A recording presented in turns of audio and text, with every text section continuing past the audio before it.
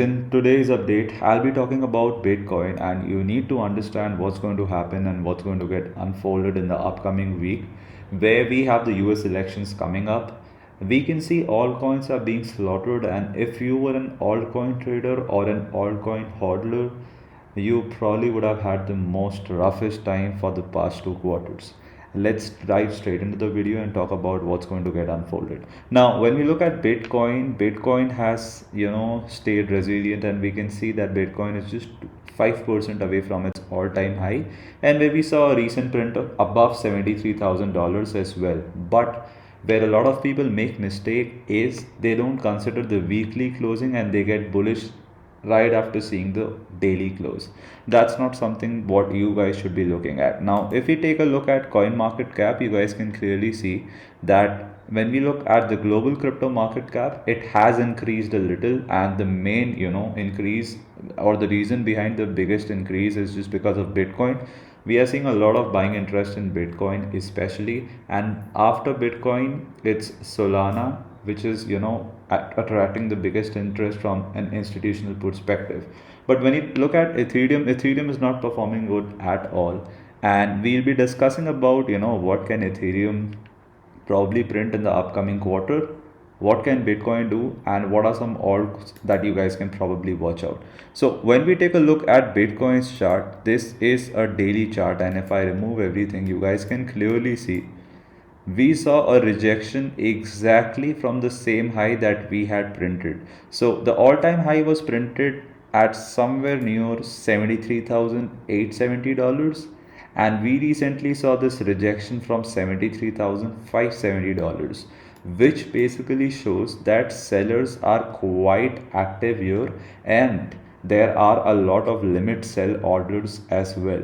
So the first pierce is always a fake out. Now, a lot of traders or a lot of breakout traders would have tried to long this by looking at this. They must have considered this as their resistance zone. Let me take this a little more up. And this was nothing but a buy side liquidity which simply trapped a lot of retailers here, and we started coming back down because the major supply was still around this zone. This is the biggest reason why I insist everybody not to just draw lines, instead draw a zone, because that zone can be a little big. You cannot expect price to react from a single line that you draw.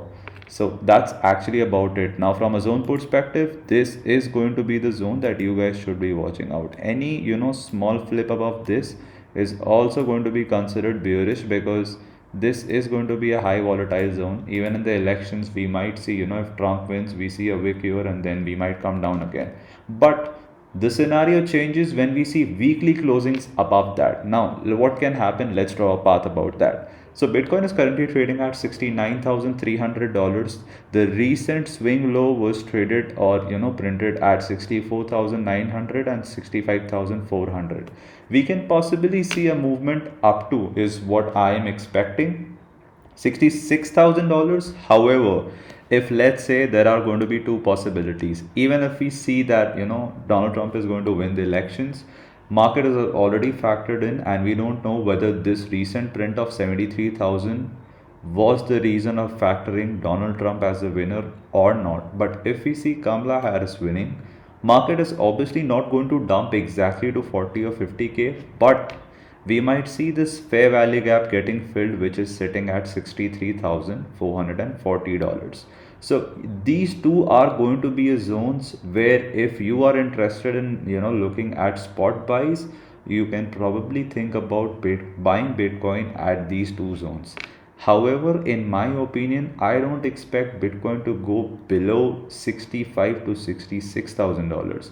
But if we still do, sit on some cash. Let's say if you have $10,000 left on a $100,000 account, make sure that you are accumulating $5,000 worth of, or $7,000 worth of crypto over here, and the rest leftover fiat can be accumulated here. So these two are going to be the zones that you guys should be watching out. This also happens to be a bullish order block, and this order block is also going to play a major role. So this zone ranging from 66 to 60,000 is going to be the biggest bidding zone for a lot of limit spot buyers.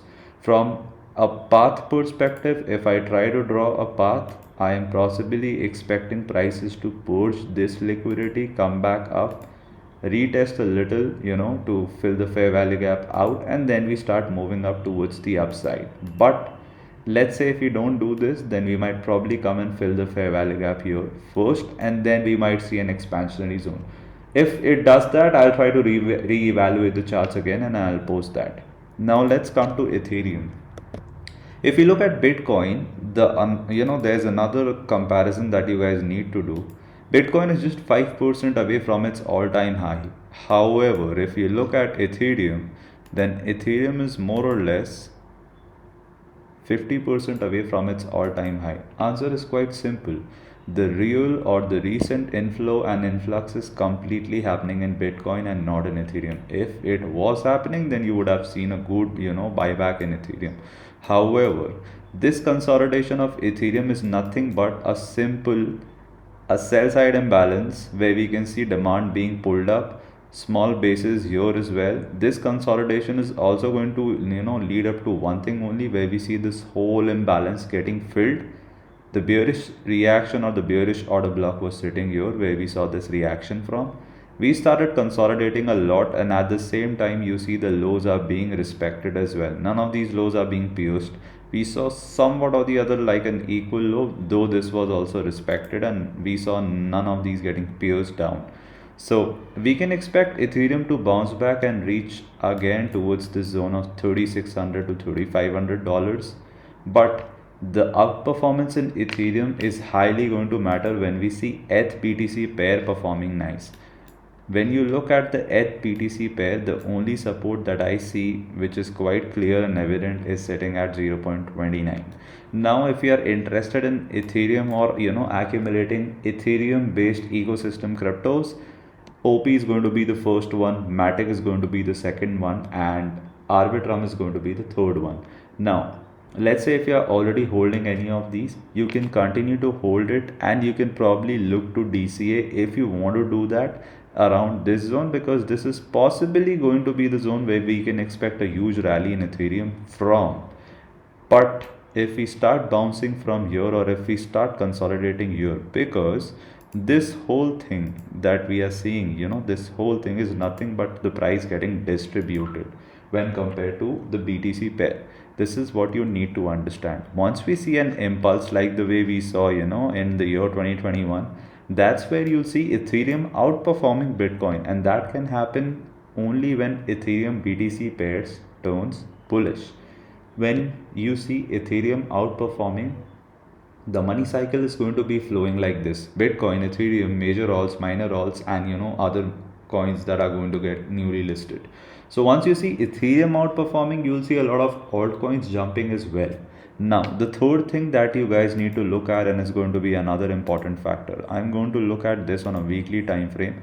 When you look at Bitcoin dominance, this shows that the dominance, or when it compared to other altcoins and major caps, Bitcoin has a lot of inflow of money.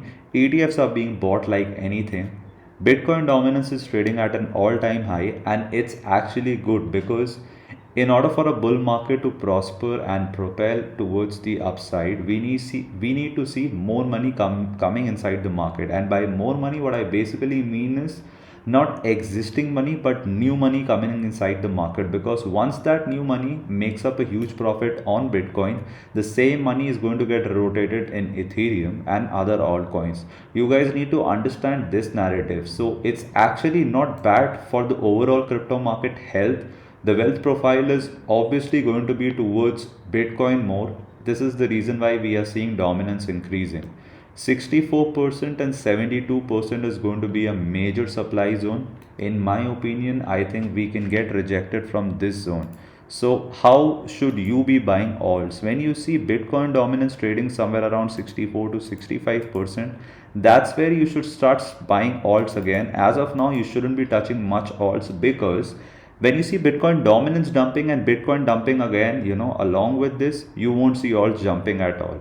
However, when you see Bitcoin dominance dumping, Bitcoin staying somewhat or the other sideways, that's where you'll see altcoins jumping a lot as well. So you need to time your entries based not only on the technical analysis that you do for your altcoins, but also on a lot of other indices and indexes as well. Now, Ethereum is covered, Bitcoin dominance is covered. The other index that I'll be covering in this video is going to be USDT dominance. Now, when I look at USDT dominance from a weekly perspective, you guys can clearly see that the trend is turning bearish and we can soon see a purge of 4.68%. Now, when is that going to happen? On a daily perspective, what I am basically expecting out of USDT dominance is we can probably start rejecting from this zone of 5.40 to 5.4945. Once we do that and once we see this happening, we are probably going to move towards the downside and the path is already drawn. Now, this has a fair value gap too, which got filled. We dropped and we are again bouncing back, and this rejection is going to be hard.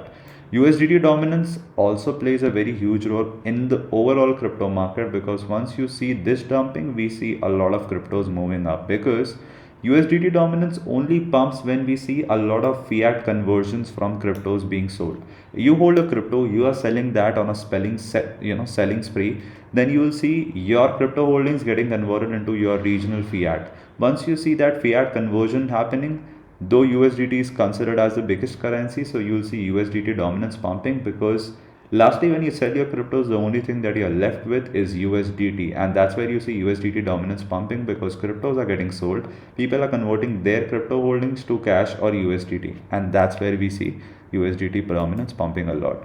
So yeah, that's actually about it. In when it comes to altcoins, there are going to be 4 or 5 altcoins that's going to trigger you to start, or basically give the trigger that a bull run is going to start very soon. However, when you look at some altcoins like Solana, Rune, Pyth is going to be a new pick that I have on my radar, and I have started accumulating it around 37 cents as well. And the two other cryptos are going to be Near Protocol, and the other one is going to be Aptos. Now, these cryptos are going to be something that I'll be sharing the levels for. As of now, I'm not targeting much altcoins, because I want Bitcoin dominance to get completely slaughtered first, with the fact that Bitcoin is staying sideways, and that's where we'll see altcoins jumping, because currently if you are trading or if you are entering altcoins, you are only going to get smacked very bad. So you need to sit on cash, you need to sit at the sidelines and wait for the right opportunity to come. As of now, just keep USDT dominance, Bitcoin and ETH pairs on radar, and post that start looking for altcoins. I'll be posting an altcoin video along with the levels that you guys need to watch in my next update. Till then, just manage your risk properly and stay cash as much as possible. If you can't find better entries, then better don't enter anything.